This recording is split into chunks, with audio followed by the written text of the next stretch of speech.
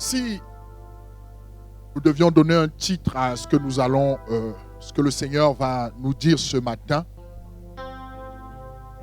nous dirons prépare-toi à prendre le relais. Amen. Prépare-toi à prendre le relais. La Bible nous enseigne dans le livre de Josué, nous allons le lire. La Bible dit ceci, à partir du verset 1er. Après la mort de Moïse, serviteur de l'Éternel, l'Éternel dit à Josué, fils de Nun, serviteur de Moïse. Moïse, mon serviteur, est mort. Maintenant, lève-toi, passe ce Jourdain, toi et tout ce peuple, pour entrer dans le pays que je donne aux enfants d'Israël. Tout lieu que foulera la plante de votre pied, je vous le donne comme je l'ai dit à Moïse. Vous aurez pour territoire depuis le désert et le Liban jusqu'au grand fleuve, le fleuve de l'Euphrate, tout le pays des Essiens, et jusqu'à la grande mer vers le soleil couchant. Nul ne tiendra devant toi tant que tu vivras. Je serai avec toi comme j'ai été avec Moïse. Je ne te délaisserai point, je ne t'abandonnerai point. Fortifie-toi et prends courage, car c'est toi qui mettras ce peuple en possession du pays que j'ai juré à leur père de leur donner. Fortifie-toi seulement et aie bon courage en agissant fidèlement selon toute la loi que Moïse, mon serviteur, t'a prescrite. Ne t'en détourne ni à droite ni à gauche afin de réussir dans tout ce que tu entreprendras. Que ce livre de la loi ne s'éloigne point de ta bouche. Médite-le jour et nuit. Puis pour agir fidèlement selon tout ce qui y est écrit. Car c'est alors que tu auras du succès dans tes entreprises. C'est alors que tu réussiras. Ne t'ai-je pas donné cet ordre? Fortifie-toi et prends courage. Ne t'effraie point et ne t'épouvante point. Car l'Éternel, ton Dieu, est avec toi dans tout ce que tu entreprendras. Amen. La Bible nous parle ici de Josué. La Bible nous relate l'histoire que nous connaissons très bien. La Bible nous dit qu'il arrive un moment dans la marche des enfants d'Israël où Moïse va mourir. Ou du moins le Seigneur va dire à Moïse qu'il n'entrerait pas dans la terre promise. Et alors à ce moment-là, le Seigneur va donner le relais à Josué pour que Josué puisse conduire le peuple. Nous savons ici que lorsque nous parlons de relais, lorsque tu parles de relais, ça veut dire simplement que tu prends la continuité de quelque chose qui a déjà commencé. Tu emmènes ce qui a commencé un peu plus loin. Amen. Ce qu'on t'a donné à faire, tu ne restes pas au stade dans lequel on te l'a donné, mais tu l'améliores et tu le rends meilleur. Amen.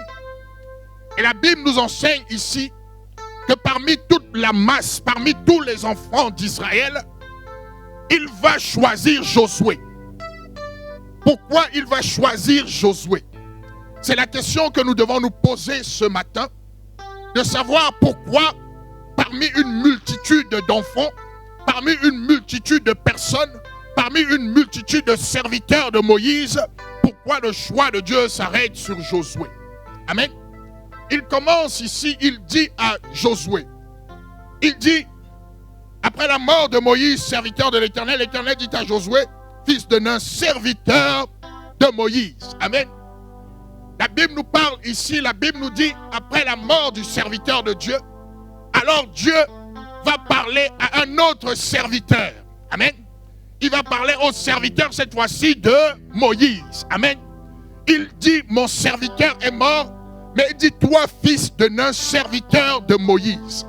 Donc, il est en train de donner ici la première caractéristique de ce qui va distinguer Josué des autres. Il appelle ici Josué le serviteur de Moïse. Il dit que Josué était au service de Moïse.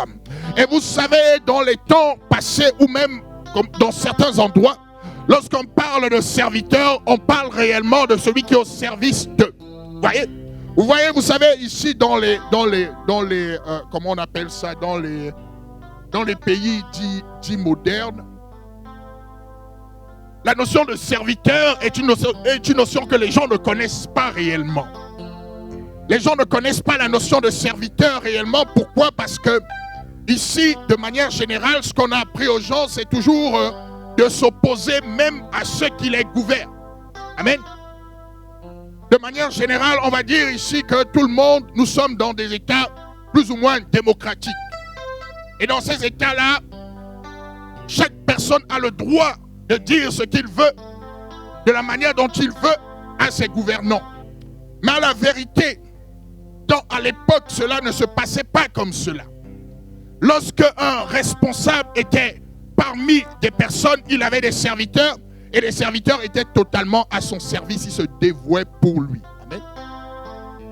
Non pas que Dieu ne dise qu'il faille soumettre les gens, mais simplement, dans les choses de Dieu, il établit un certain ordre. Et la Bible nous dit ici, Josué était le serviteur de Moïse. Et Josué était le serviteur de Moïse, ça veut dire qu'il a appris au service de Moïse. Et c'est pourquoi le relais peut lui être donné, parce qu'il a appris au service de Moïse. La première des choses que tu dois savoir, nous sommes en train de dire ici que prépare-toi à prendre le relais. Le relais n'est pas simplement dans les affaires spirituelles. Le relais aussi peut concerner les affaires de la vie. Tu sais que lorsque tes parents te mettent au monde, ou du moins le Seigneur les utilise pour que tu viennes au monde, à la vérité, tu as quand même une mission lorsqu'ils décèdent, c'est de pérenniser ce qu'ils t'ont appris de bien. Amen. Et pour cela, tu dois te préparer à prendre le relais. Mais pour te préparer à prendre le relais, la première caractéristique que le Seigneur va te demander, c'est que tu sois au service d'eux. Personne ne peut prendre le relais s'il n'a pas appris à servir. Si tu n'as pas appris à servir, tu ne peux pas prendre le relais. Si tu n'as pas appris à obéir, tu ne peux pas prendre le relais. Si tu n'as pas appris à te soumettre, tu ne peux pas prendre le relais. Si tu n'as pas été sous le service d'autres personnes, personne ne pourra te servir. Pourquoi? Parce que c'est important de savoir une chose. Vous savez, il y a des personnes qui peuvent regarder certaines choses de loin et dire voilà comment elles doivent se passer, voilà comment on doit faire, voilà comment les choses devraient se passer. Mais il est important de savoir que lorsque vous choisissez une personne qui sait comment on fabrique une chose, une personne qui a travaillé une chose, a plus de valeur qu'une personne qui dit comment la chose doit être faite. C'est important de le savoir. Pourquoi? Parce que ce qui se passe communément dans le monde, même parmi les enfants de Dieu, lorsque certaines personnes vont voir quelque chose, même ça arrive même dans les églises, elles vont dire comment la chose doit être réglée, comment la chose doit être gérée. Mais cependant, elles ne s'impliquent pas réellement à la réalisation de cette chose-là. Il faut toujours faire attention, même parmi les enfants de Dieu. Ceux qui ont de bonnes idées, c'est bien d'avoir de bonnes idées, mais c'est mieux de manifester les bonnes idées en s'impliquant soi-même pour que les idées passent de la parole à la réalisation. Il faut toujours faire attention aux personnes de cette sorte-là, qui sont capables de vous dire voici ce que Dieu dit, voici ce que Dieu fait, mais qui ne sont pas capables elles-mêmes de s'impliquer pour que les autres voient au travers d'elles la manifestation de ce que Dieu veut qu'on fasse. Pourquoi? Parce que pour être au service, il y a une chose que Dieu va travailler en toi, c'est le caractère. Tu sais, lorsque nous allons à l'école, on nous apprend parfois des cours théoriques. Voyez? Tu écris, tu fais de grandes études, tu écris beaucoup, tu passes des examens.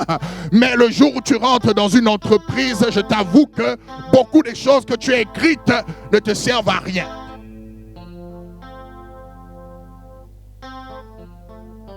Parce que tu commences à travailler au sein d'une entreprise et tu commences à percevoir les réalités du terrain, comme on dit. Oui. Or, tout serviteur qui n'a pas appris à se confronter aux réalités du terrain ne sera jamais un bon serviteur.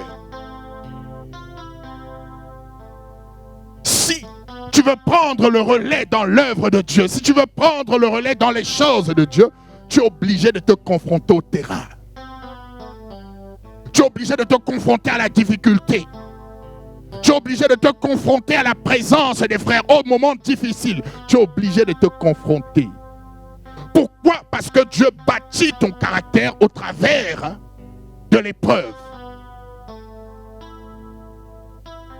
Et c'est la chose qui manque à beaucoup de personnes. Le caractère. Les gens pensent que le caractère, c'est peut-être parler très fort. Les gens pensent que le caractère, c'est de dire, voilà, c'est comme ça que ça doit se passer. Non, ce n'est pas ça le caractère. Le caractère, c'est continuer à persévérer au milieu de l'épreuve et de ne jamais lâcher. De continuer à dire, parce que je sais que l'Éternel m'a appelé, je sais que l'Éternel m'a choisi. Peu importe le vent et la tempête, je continue à tenir. Peu importe, même s'il y a des difficultés, je continue à tenir. C'est ça le caractère. C'est ça le caractère. Et ici, Josué, la Bible nous dit qu'il avait travaillé auprès de Moïse. Et le Seigneur l'appelle serviteur de Moïse. Maintenant, parce que tu étais façonné. Parce que tu étais travaillé, tu étais fortifié. Si tu veux servir le Seigneur, il y a une chose à laquelle tu ne pourras pas échapper, c'est de servir le Seigneur au milieu des hommes. Ce n'est pas possible de servir le Seigneur. Je sais que beaucoup servent le Seigneur maintenant par les réseaux sociaux, de manière virtuelle. Ce n'est pas mauvais en soi, ce n'est pas ce que je suis en train de dire. Mais il arrive un moment où tu dois te confronter aux hommes et tu dois te confronter à leur caractère, à leur manière d'être, sans jamais lâcher. Et c'est ce dont nous avons besoin pour pouvoir prendre le relais des affaires de Dieu. Tu as besoin de cela pour prendre le relais. Dieu veut bâtir en toi un caractère. Dieu veut bâtir en toi des aptitudes. Aussi longtemps que tu ne te seras pas confronté, tu ne te seras pas confronté à l'œuvre de Dieu de manière concrète au milieu des frères et sœurs, aussi longtemps tu ne pourras pas dire que tu es réellement préparé à l'œuvre de Dieu. Voyez? C'est important que tu comprennes cela. Et la Bible va dire ici, je vais vous donner un élément. La Bible nous parle ici de Josué.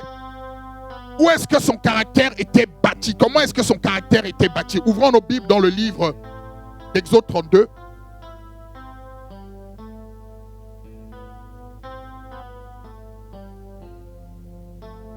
Exode 32.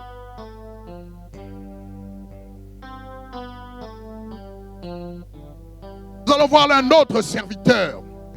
La Bible nous dit dans Exode 32, alors que Moïse était allé chercher la face de l'Éternel, la Bible nous dit le peuple s'est impatienté. La Bible nous dit ici à partir du verset 1er, le peuple voyant que Moïse tardait à descendre de la montagne, s'assembla autour d'Aaron et lui dit, allons, fais-nous un Dieu qui marche devant nous. Car ce Moïse, cet homme qui nous a fait sortir du pays d'Égypte, nous ne savons ce qu'il est devenu. Aaron leur dit, ôtez les anneaux d'or qui sont aux oreilles de vos femmes, de vos fils, de vos filles, et apportez-les-moi. Et tous ôtèrent les anneaux d'or qui étaient à leurs oreilles, et ils les apportèrent à Aaron. Il les reçut de leurs mains, jeta l'or dans le moule, et il fit un veau en fonte. Et ils dirent, Israël, voici ton Dieu, qui t'a fait sortir du pays d'Égypte. Amen. Pourquoi Dieu veut que tu aies du caractère? Si Dieu ne façonne pas ton caractère, alors ce sera le peuple qui te dirigera. Ce sera la masse qui te dirigera. Voyez, vous savez, en tant qu'enfant de Dieu, ce que nous devons faire lorsque Dieu est en train de nous façonner, de nous forger, c'est d'avoir la capacité d'écouter chacun, d'avoir la capacité d'entendre de chacun, parce que nous pouvons apprendre de chacun. Mais maintenant, ce n'est pas parce que nous entendons, nous écoutons de chacun que nous faisons ce que chacun dit. C'est important de le savoir. Parce que si vous commencez à fonctionner comme cela, alors vous allez faire comme Aaron. Aaron, c'était le frère de Moïse. Et la Bible nous enseigne dans le livre d'Exode 4, lorsque Moïse s'est présenté devant l'Éternel, Moïse dit, je ne sais pas parler. Voyez, je ne sais pas m'exprimer. Seigneur, tu sais que je ne sais pas le faire.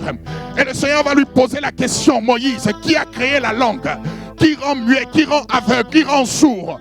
Et le Seigneur lui dit, je suis capable de t'utiliser. Mais par contre, Moïse a continué à dire, je ne peux pas parler. La Bible nous dit, le Seigneur était dans une colère. Et le Seigneur a dit, je te donnerai Aaron comme ton porte-voix. Amen. Le Seigneur l'a fait en dépit de lui-même. Mais Aaron n'avait pas le caractère. C'est pourquoi Aaron ne pouvait pas prendre la suite du peuple de Dieu, parce qu'il n'avait pas le caractère.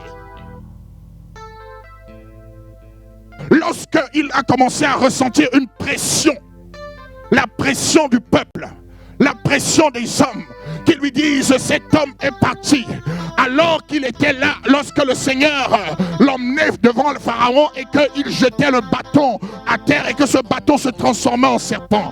C'est lui qui prenait ce bâton à nouveau. Alors que le bâton transformait l'eau en sang, il était présent. Mais parce qu'il lui manquait le caractère, il ne savait pas en qui il avait réellement cru. Lorsque les hommes ont commencé à lui dire fais ceci ou fais cela, il a penché vers eux. Dieu est en train de nous dire quoi ici? Il est en train de nous dire, si nous voulons succéder, si nous voulons prendre des responsabilités, et comme je le dis, je ne parle pas simplement dans l'église, il s'agit même dans ta vie au quotidien, il s'agit dans ta famille, dans ton environnement, dans ton entreprise, tu dois montrer du caractère.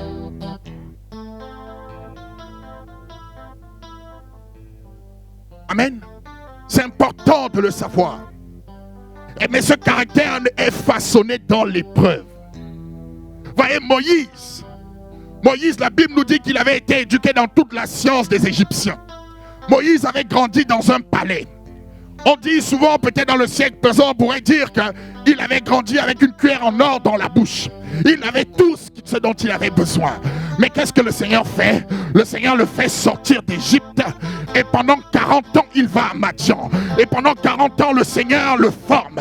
Le Seigneur le forme à travers des troupeaux. C'est-à-dire que le Seigneur le prend d'une condition élevée et le ramène à une condition basse pour qu'il commence à comprendre les problèmes qui l'environnent, qu'il commence à comprendre les gens autour de lui. Le Seigneur l'apprend à être un berger. Et lorsque vous êtes un berger, vous savez que le troupeau, les moutons, tout ce que vous conduisez dans votre pâturage ne sont pas toujours dociles. Mais le Seigneur va vous former au travers de cela. Il va vous apprendre à les aimer même lorsqu'ils s'en vont loin. Il va vous apprendre à les recadrer. Il va vous apprendre à les corriger. En fait, il est en train de mettre en vous son caractère. Il est en train de travailler en vous quelque chose qui vous servira plus tard. De sorte que même lorsque vous serez dans la masse et que 1000 diront qu'il faut aller dans tel sens, si vous savez discerner la voix de Dieu, vous ne partirez pas avec eux, mais vous serez contre pour leur dire venez dans tel sens. Mais si vous n'avez pas compris cela, lorsque la majorité va commencer à dire voilà comment il faut faire, voici ce qu'il faut faire, alors vous irez dans ce sens. Lorsque quelqu'un viendra vers toi, la même personne qui n'est pas capable de prier 2 minutes viendra te dire à toi qui prie 1 heure, elle viendra te dire voici ce que l'Éternel dit. Tu la suivras parce que tu n'as pas le caractère. C'est pourquoi Dieu permet cela. Dieu permet cela. Dieu permet cela pour que nous soyons formés. Et le Seigneur dit ici à Josué, si nous revenons dans le livre de Josué, il dit tout lieu que foulera la plante de votre pied, je vous le donne comme je l'ai dit à Moïse. Vous aurez pour territoire le désert et le Liban jusqu'au grand fleuve de l'Euphrate, tout le pays des Essiens jusqu'à la grande mer vers le soleil couchant. Nul ne tiendra devant toi tant que tu vivras. Je serai avec toi comme j'ai été à Moïse et je ne te délaisserai point. Je ne t'abandonnerai point. Fortifie-toi et prends courage. Car c'est toi qui mettras ce peuple en possession de toi qui mettras ce peuple en possession du pays que j'ai juré à leur père de leur donner. Le Seigneur dit, voici ce que je vais faire. Quand le Seigneur te rencontre, il te dit, voici ce qu'il va faire dans ta vie. Voyez? Il te montre de grandes choses. Il te dit, comme il avait montré à Joseph. Il avait déjà montré à Joseph ce qu'il allait faire dans sa vie. Il lui avait montré en réalité comment les verges de ses frères se prosternaient devant la sienne. Il lui avait montré comment les astres se prosternaient devant lui. Il lui avait donné la révélation, mais il n'avait pas encore le caractère, il n'avait pas encore la formation. C'est ce qui trompe souvent beaucoup de personnes. Lorsque j'ai une révélation, je pense que j'ai la compétence, j'ai le caractère et j'ai la formation. Et voilà ce que Joseph va faire, pressé de rentrer dans ce que Dieu l'avait appelé à faire. Il va commencer à le dire à ses frères. Et ses frères vont en être jaloux parce qu'il ne saura pas gérer la chose. Vous voyez souvent, parfois, il y a des personnes, lorsque le Seigneur commence à te révéler quelque chose, tu penses que tu sais plus que ceux qui sont avant toi. Tu penses que tu as plus de révélations qu'eux. Et tu ne te laisses plus enseigner. Mais ce que tu es simplement en train de faire, c'est que tu es en train simplement d'exciter la jalousie dans certains cœurs. Et cette jalousie va se retourner contre toi un moment pour t'apprendre à t'humilier. Voyez? Et c'est ce qui s'est passé exactement avec Joseph. Mais ici, le Seigneur dit à Josué, moi, voilà ce que je ferai. Et le Seigneur va dire à Josué, prends courage, fortifie-toi. Pourquoi prends courage? Pourquoi fortifie-toi? Parce que si mentalement, tu n'es pas prêt, tu ne peux pas entrer dans cette bataille. Si psychologiquement tu n'es pas prêt, tu ne peux pas entrer dans cette bataille. Si lorsqu'on te fait quelque chose, tu es prêt à reculer, tu ne peux pas entrer dans cette bataille. L'Éternel te dit, moi je ferai, mais toi dans ton esprit, fortifie-toi. Prends courage.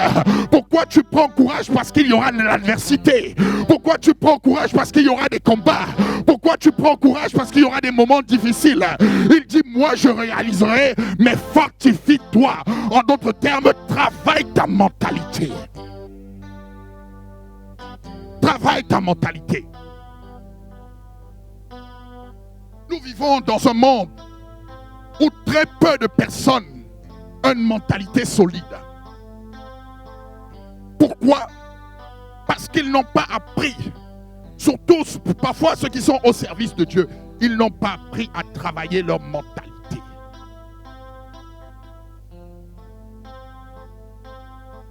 Lorsqu'on te frappe et que tu pleures, c'est que tu n'as jamais imaginé dans ta tête qu'on peut te frapper. Lorsqu'on te marche dessus et que tu rebrousses chemin, c'est que tu ne t'es pas préparé à ce qu'on te marche dessus. Mais lorsque tu t'es préparé à cela, cela n'est qu'une juste continuité de ce que tu avais déjà prévu dans ta pensée. Et lorsque ça arrive, tu es prêt.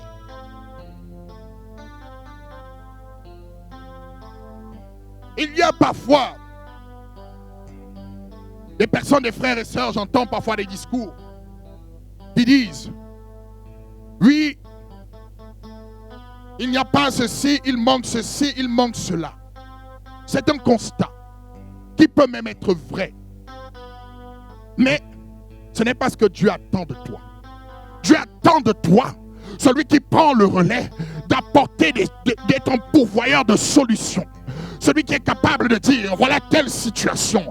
Je n'observe pas seulement, mais je vais m'impliquer de sorte que la solution soit manifeste aux yeux de tout le monde.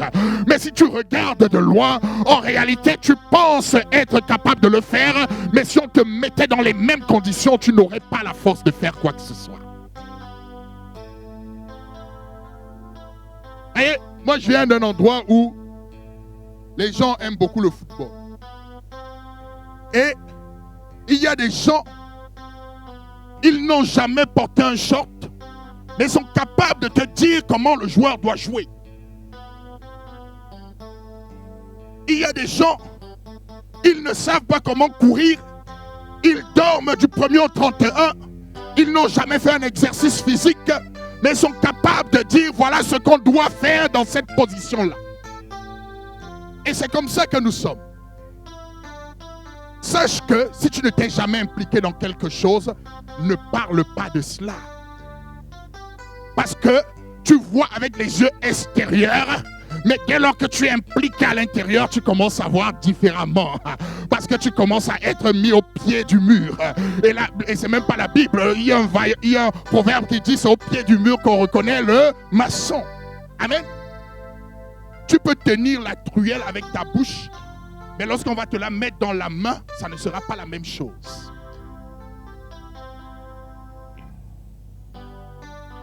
Pourquoi? Parce que avant de posséder quelque chose, de maîtriser quelque chose, il faut que tu sois impliqué dans la chose. Et là, tu verras de tes yeux les difficultés. Mais au travers de ces difficultés, Dieu forgera ton caractère. Dieu forgera ta patience. Dieu forgera ta personnalité. Vous savez, la Bible nous enseigne et parle de Moïse en tant que l'homme le plus patient que la terre n'ait jamais connu. Moïse est sorti, il est allé chercher les enfants d'Israël. Imaginez-vous, quelqu'un qui se donne pour vous. Il a quitté sa position dans le palais royal. Le Seigneur l'a rabaissé, le Seigneur l'a formé, le Seigneur l'a envoyé vers vous. Vous avez vu des miracles, vous avez vu la manifestation de la gloire de Dieu. Et au bout d'un moment, vous vous détournez de ce qu'il vous disait. Parfois, nous le voyons de loin. Mais ce sont des choses qui sont réelles. Si Moïse n'avait pas le caractère, il aurait abandonné. Si Moïse n'avait pas entendu Dieu, il aurait abandonné. C'est pourquoi le Seigneur dit à Josué, fortifie-toi seulement. Parce que le même peuple que tu as pris dans les mains de Moïse, ce même peuple te fera souffrir. Et fortifie-toi. Lorsque ce peuple verra la manne, il sera dans la joie, il se souviendra de Dieu. Lorsque ce peuple verra des miracles, lorsque Dieu aura guéri, ils se souviendront de Dieu. Mais lorsque la soif commencera à arriver, lorsqu'ils commenceront à marcher dans le désert 2-3 jours et qu'ils n'auront pas la même manifestation, alors ils vont commencer à se poser des questions. Et ils vont oublier ce que Dieu a fait pour eux hier. Et ils vont commencer à te dire, toi Moïse, où tu es allé? Nous voulons avoir un autre Dieu. Nous voulons servir un autre Dieu. Nous voulons aller à un autre endroit. Pourquoi ils fonctionnent comme ça? Parce qu'ils n'ont pas encore une relation profonde avec Dieu.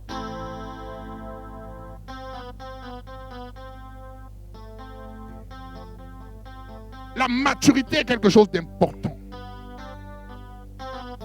On n'est pas mature parce qu'on a pris de l'âge. On est mature parce qu'on a expérimenté Dieu. Parce qu'à son actif, on a des épreuves par lesquelles nous sommes passés et Dieu ne nous a jamais laissé tomber. Beaucoup de personnes pensent que lorsqu'il y a des difficultés, ça veut dire que c'est le diable qui envoie les difficultés. Ce n'est pas vrai. Le diable n'est pas la base de toutes les difficultés. Ça, c'est le raisonnement des enfants. Dieu permet les difficultés. Dieu permet les problèmes.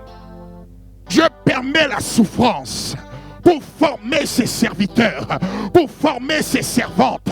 Lorsque la souffrance est là, l'Éternel ça permet à l'Éternel de mesurer quel est ton attachement vis-à-vis de lui. C'est pourquoi en tant qu'enfant de Dieu, tu dois accepter la formation de Dieu. Tu dois accepter la formation de Dieu parce que c'est Dieu qui choisit à un moment donné de te faire quelque chose. Mais il le choisit en fonction de la formation que tu as faite. Si tu es quelqu'un, comme beaucoup parfois, qui disent non, il n'y a pas d'amour, il n'y a pas ceci, sache que Dieu ne pourra jamais te donner des personnes à gérer. Jamais. Parce que tu sers Dieu en fonction de ce qu'on te donne. Mais tu ne sers plus Dieu en fonction de ce qu'il te dit. Alors, lorsque quelqu'un, par inadvertance, ou peut-être sciemment, ou inconsciemment, fera quelque chose, tu seras frustré. Tu seras frustré. Or, si tu es appelé par Dieu, tu ne peux pas être frustré. Tu ne dois pas être frustré. Souvenez-vous, Moïse, qui l'a contesté? Son frère et sa sœur. Son propre frère et sa propre sœur. Imaginez-vous, au milieu du peuple, le propre frère de Moïse et la propre sœur de Moïse contestent Moïse. Que va dire le peuple? Mais Moïse savait en qui il avait cru. Moïse savait que Dieu lui avait parlé. Lorsque vous savez que Dieu vous a parlé, que le vent souffle à gauche ou à droite, vous restez droit sur votre position parce que vous savez que Dieu vous a parlé. Et c'est ce qui est arrivé à Job. Lorsque Job commence à passer par des moments difficiles, comme je disais tantôt, tous les moments difficiles ne viennent pas de l'ennemi forcément. C'est Dieu qui permet certaines choses. Les amis de Job arrivent et lui disent, cherche bien. Peut-être tu as commis une erreur. Peut-être il y a un péché caché quelque part dans ta vie. Si le Seigneur ne me montre pas de péché, il n'y a pas de péché caché. Alléluia. Moi, je réfléchis souvent très simplement. Lorsque je suis en face d'une situation, je m'analyse. Et si je constate qu'il n'y a rien que je vois, je ne commence pas à chercher ce que les ancêtres des ancêtres ont fait dans ma vie. Parce que Dieu m'a libéré. Dieu m'a restauré. Dieu m'a délivré. Vous voyez? Parfois aussi, même les pasteurs font souvent cette erreur-là. Les enfants de Dieu qui sont convertis depuis des années, on commence à te dire, coupe les liens ancestraux de la grand-mère, de la petite sœur, de la grand-mère, du frère, de ton père. Parce que, non, la Bible nous dit, quand tu es en Christ, tu étais séparé. Tu étais séparé. Tu n'es plus constamment en train de chercher. Dès qu'il t'arrive quelque chose, qu'est-ce que j'ai fait? Qu'est-ce que j'ai fait? Tu grattes la tête, tu cherches de gauche à droite, tu ne trouves rien. Au bout d'un moment, parce que tu as trop d'humilité, tu te trouves un péché.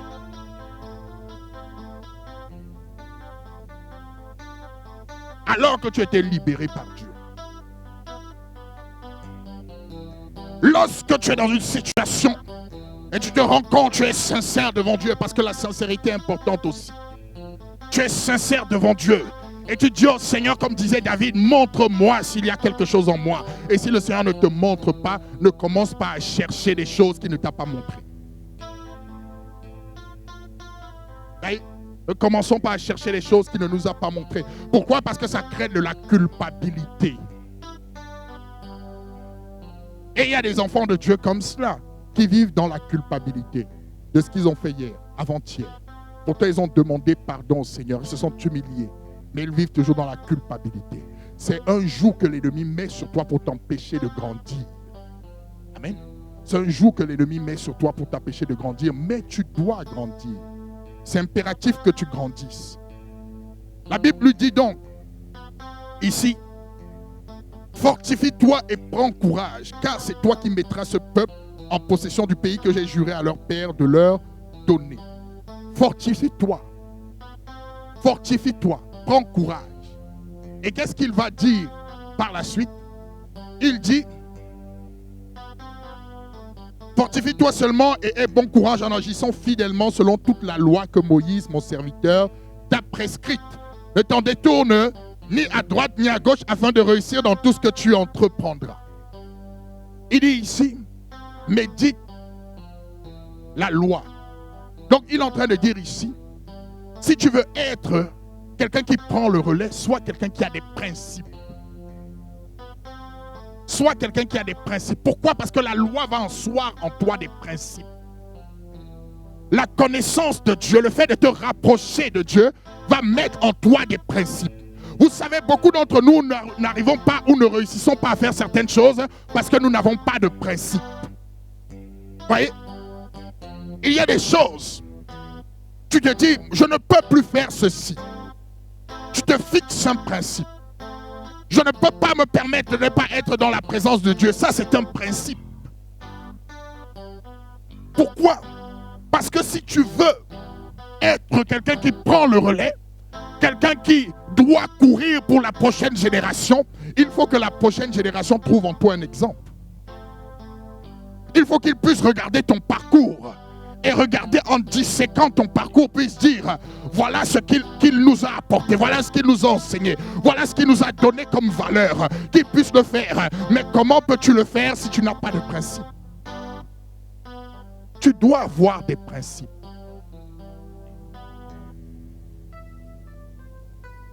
Vous savez, certaines personnes peuvent graviter autour d'une cause sans porter la vision de cette cause. Il y a des personnes qui peuvent venir à l'église, qui peuvent accepter le Seigneur sans porter le fardeau du Seigneur. Il y a beaucoup de personnes comme cela. Lorsque tu portes un fardeau, lorsque tu portes une vision, alors tu t'impliques pour cette vision. Tu travailles pour cette vision. Tu te perfectionnes pour la manifestation de cette vision. Et Jésus le savait. Jésus le savait. Si nous lisons le livre de Jean 6, la Bible nous dit qu'à un moment donné, Jésus avait beaucoup de disciples. Vous voyez? Beaucoup de disciples. Et il arrive un moment où le Seigneur va dire, si vous ne mangez de ma chair ni ne buvez de mon sang, vous ne pouvez me suivre. Les disciples vont dire, cette parole est dure. Vous voyez? Pourtant, ils gravitaient autour du Seigneur, mais ils n'avaient pas encore compris la vision de Dieu. C'est pour te dire, tu peux même venir à l'assemblée. Tu peux même faire partie d'un groupe sans avoir réellement compris la vision de Dieu. Pourquoi quelqu'un qui a compris la vision travaille lui-même pour être un participant actif dans la vision? Amen. Il travaille sa propre vie. Il s'améliore au quotidien pour être participant, pour porter la chose. Il s'équipe pour porter la chose. Or, celui qui ne prend pas part à la vision peut être là, mais il ne porte pas le fardeau. C'est comme beaucoup de personnes qui travaillent dans les entreprises. Elles travaillent parce qu'on leur donne un salaire à la fin du mois, mais elles ne portent pas vraiment la vision de l'entreprise. Elles ne progresseront jamais dans l'entreprise. Parce qu'en fait, elles viennent le matin, elles rentrent le soir. Ce qu'elles attendent à la fin du mois, c'est le salaire.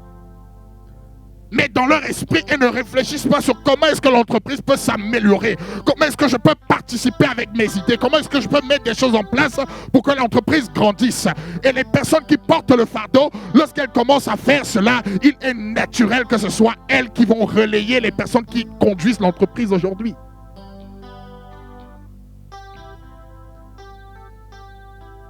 Et nous, ça nous arrive aussi souvent. Lorsque tu portes le fardeau, tu commences à t'organiser. Si tu portes le fardeau de l'œuvre de Dieu, tu t'organises pour commencer à t'équiper des instruments de Dieu. Tu t'organises à commencer à aimer la prière. Tu commences à t'organiser, à commencer à méditer la parole de Dieu. Tu t'organises pour commencer à être là où les enfants de Dieu se trouvent. Parce que tu ne peux pas conduire un troupeau dans lequel tu ne te trouves pas. Ce n'est pas possible. Vous voyez? Tu t'organises pour cela. Tu organises ta vie. Il y a parfois des personnes, elles ont de grands projets. Elles veulent construire certaines choses, elles veulent réaliser des choses. Mais ce sont des personnes qui aiment le sommeil, qui n'aiment pas travailler, qui n'aiment pas prendre le temps. Elles n'ont que des rêves. Elles rêvent. Mais elles ne s'organisent jamais pour atteindre ce qu'elles ont décidé de faire.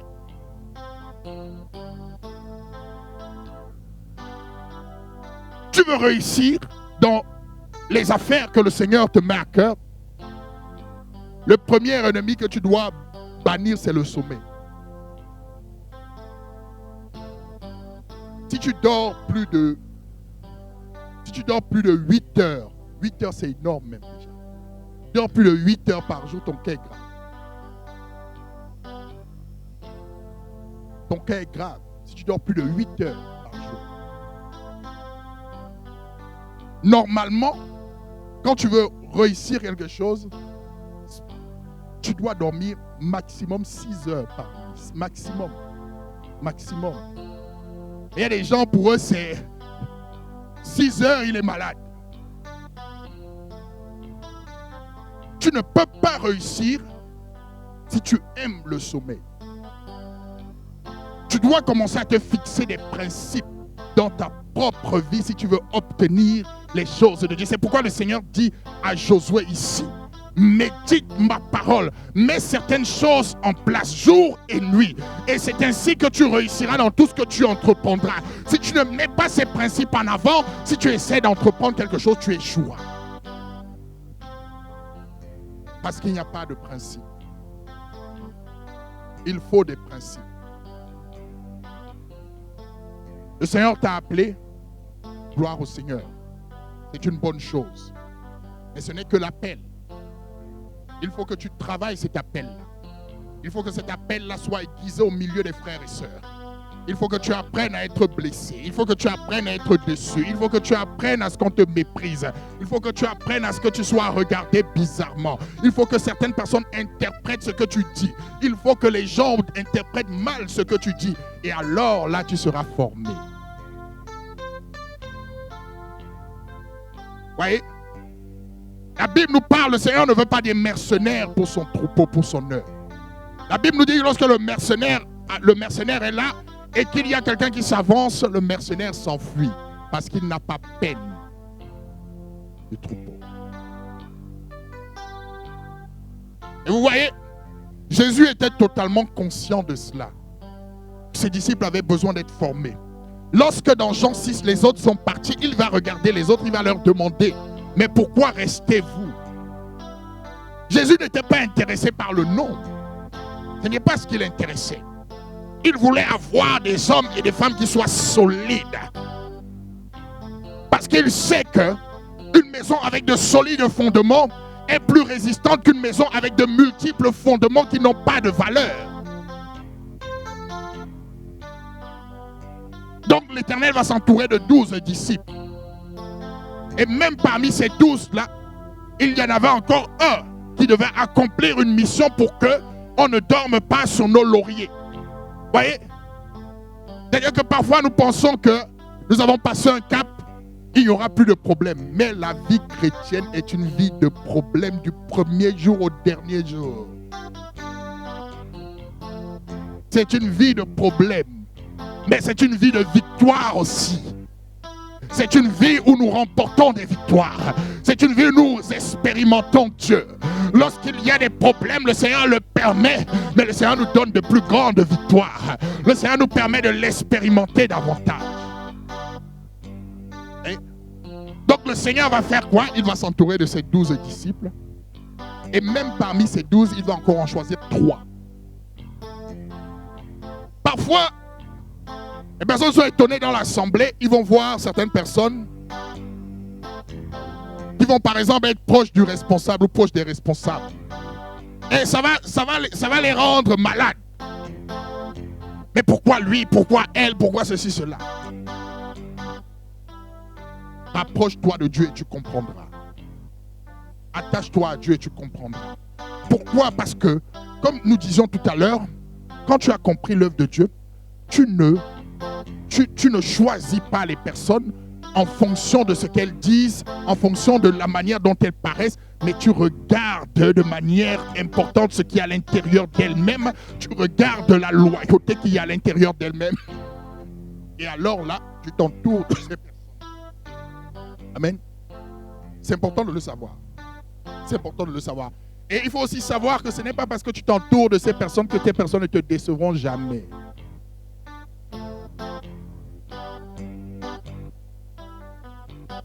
Les gens pensent que parce qu'on est entouré de personnes, les personnes ne nous décevront jamais. Ça arrive. Ça arrive et c'est l'œuvre de Dieu. Quand tu commences l'œuvre de Dieu, sache que il y aura des personnes qui te décevront. Le Seigneur lui-même, il était avec Pierre. Et lorsque Pierre a vu sa vie en danger, il a dit, je ne connais pas cet homme. Non pas que Pierre ne voulait le renier, mais Pierre n'avait pas la force. Donc ce qui est important dans les personnes, ce n'est pas tant ce qu'elles font, mais c'est l'état de leur cœur. Voyez? Jésus savait que Pierre n'avait pas la force. Mais Jésus savait aussi que Pierre l'aimait. Amen. Mais il a permis cela pour montrer à Pierre que sans lui, il ne peut pas y arriver. Dieu permet certaines situations dans nos vies pour nous dire que sans lui, nous ne pouvons pas y arriver. Je veux faire ceci, je veux faire cela.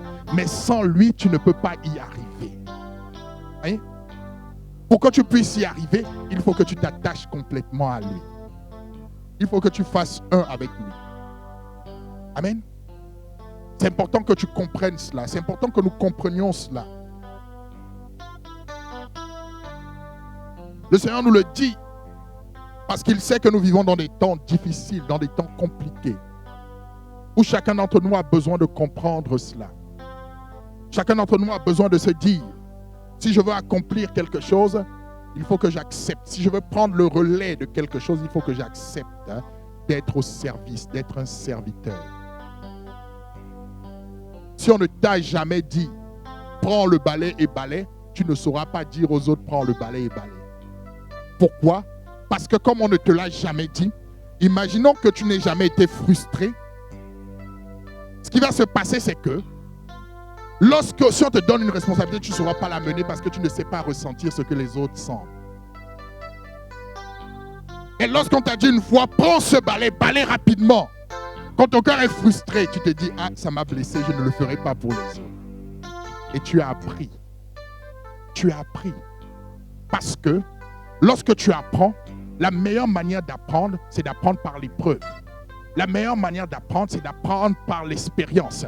Parfois, vous voyez des personnes qui vont tomber. Il ne faut pas trop se moquer des personnes qui tombent. Le plus important, c'est le relèvement. Vaut mieux une personne qui est tombée, qui s'est relevée, qu'une personne qui n'est jamais tombée. La personne qui est tombée, s'est relevée, sait ce que c'est que d'affronter, de se retrouver au sol. Donc il a plus de maturité, il a plus de sagesse. C'est pourquoi une fois il y a Akab, parmi les choses qu'il a faites, il a au moins dit une parole qui était intéressante. La Bible nous dit dans le livre de 1 Roi 20 verset 11, il va dire à quelqu'un que celui qui va en guerre ne se glorifie pas comme celui qui revient de guerre. Il veut dire je m'en vais. Mais respecte celui qui est rentré de la bataille. Hein? C'est important. L'expérience est importante. Si tu veux avoir des victoires, il faut que tu aies des expériences. Et les expériences sont faites au milieu des autres.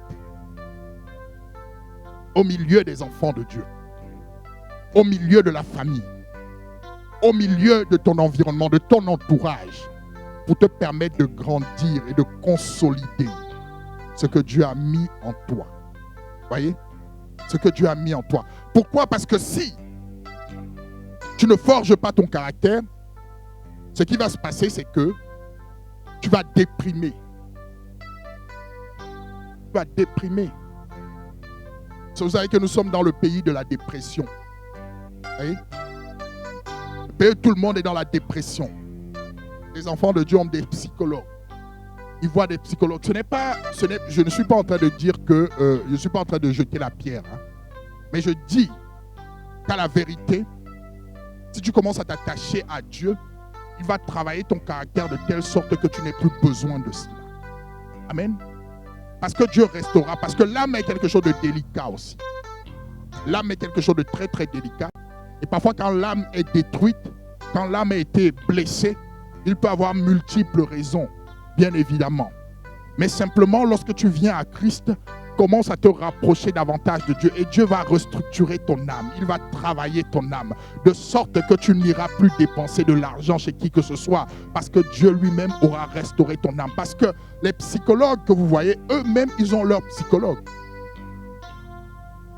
Pourquoi? Parce que, à force d'emmagasiner les problèmes des autres, au bout d'un moment, eux-mêmes, ils dépriment. Pourquoi? Parce que la parole, dans la parole, il y a le pouvoir de la vie et de la mort. À chaque fois qu'une parole est donnée, entendue, elle commence aussi à semer une semence dans votre cœur. C'est pourquoi il n'est pas bon d'entendre beaucoup de mauvaises paroles. Parce que ces paroles-là apportent leur dépôt dans votre âme. Et lorsque le dépôt se verse dans votre âme, ce dépôt commence à produire des choses, de l'amertume, des pensées qui ne sont pas bonnes. Parce que vous avez tellement emmagasiné. Amen. C'est important de se rapprocher de Dieu. C'est important de se rapprocher de Dieu. C'est important que tu aies une relation forte avec le Seigneur. C'est important que tu acceptes l'épreuve. C'est important que dans ta pensée, dans ta mentalité, tu te fortifies dans ta mentalité parce que c'est Dieu qui accomplira. Et il accomplira en son temps. Il accomplira en son temps. Et tout ce que Dieu fait est bon. Amen. Tout ce que Dieu fait est bon. Bénis le Seigneur pour toutes les situations par lesquelles tu passes.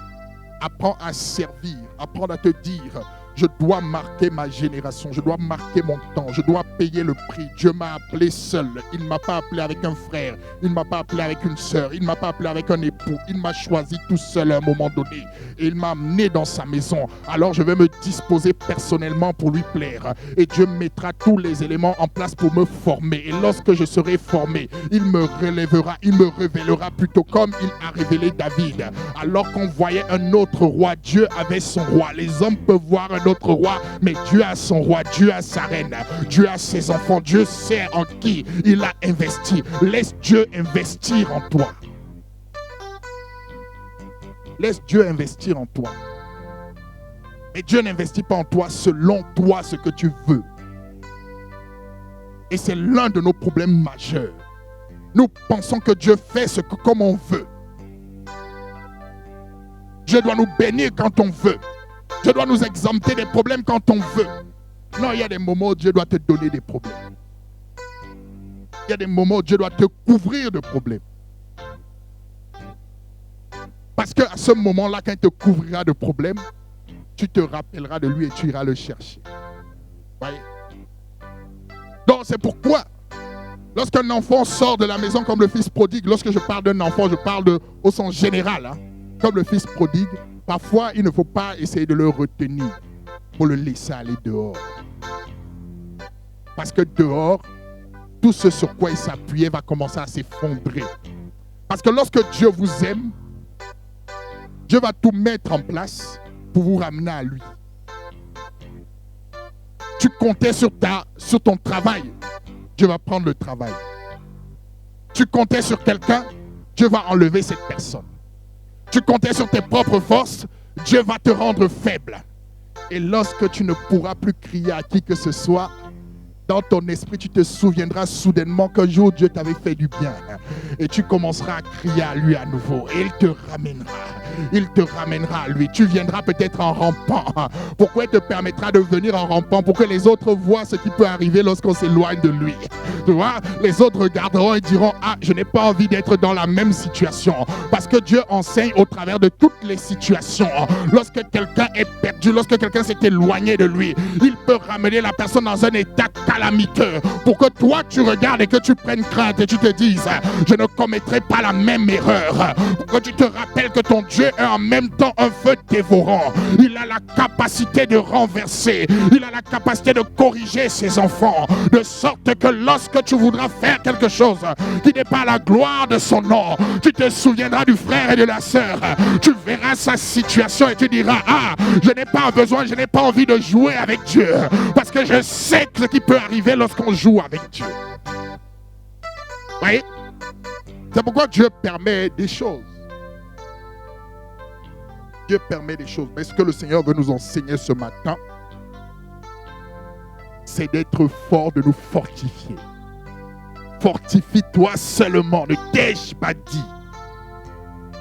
Le Seigneur dit ça à Josué. S'il lui dit fortifie-toi seulement, ne t'ai-je pas dit, c'est parce que quelque part il sentait que Josué commençait un peu à basculer. Josué commençait un peu à ne plus être stable. Pourquoi? Non pas par rapport à Josué lui-même, mais par rapport à ce qu'il voyait. Parfois, tu peux commencer à voir des choses qui vont te déstabiliser. Mais l'Éternel te dit, ne t'ai-je pas dit de te fortifier seulement? Ton environnement peut commencer à se mouvoir. Mais l'Éternel te dit, je t'ai dit, fortifie-toi seulement. Parce que tu verras ce que j'ai décidé de faire. Amen. Je veux croire que Dieu t'appelle individuellement à te fortifier. Dieu m'appelle individuellement à me fortifier. Dieu appelle son Église à se fortifier. Travaille de mieux en mieux. Amen. Nous avons commencé un temps de prière. Investis-toi dans ce temps de prière. Donc vendredi, nous aurons encore nos 24 heures de prière. Inscris-toi pour 30 minutes à peu près de prière. Amen.